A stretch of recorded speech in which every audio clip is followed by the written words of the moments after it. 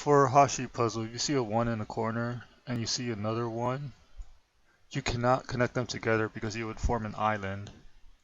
And this would be wrong because you cannot have two separate islands. So what you would want to do is if you see a 1 and you see another 1 at the corner, it will automatically go to the larger number. It would never go to the left side. And then you could just finish the puzzle. This could be a 2 or a 3. I'm just going to change it a little bit. So if you see a 2 in the corner, notice that the maximum lines you can put is 1 going to the side, which means you're forced to put one line going down.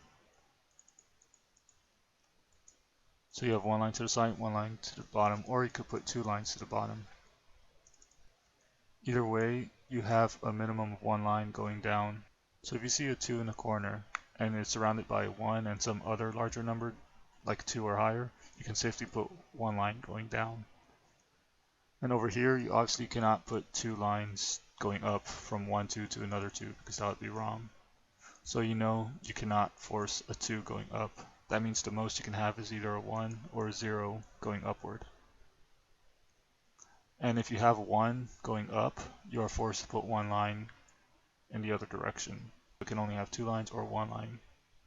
So if you have a 2 in the corner and you have two 2s that are around it, there is no way you can connect two bridges because it would be wrong because you would form an island up here and this 2 is on its own.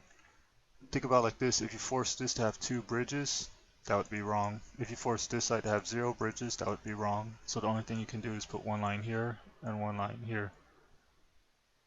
That's only if you have a 2 in the corner and a 2 on the two sides.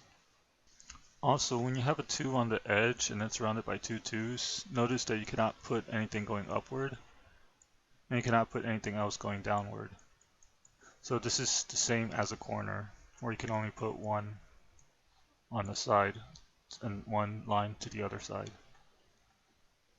Notice that this edge acts like a corner where you only have two directions. So when you have a 3 in the corner, you're always going to have either one line going to the left or two lines. And if you have one line going to the left, you're left with two lines going down. Two lines going to the left, one line is going down. Either way, you're always going to have at least one line. So whenever you see a 3 in the corner, you can safely draw one line in each direction.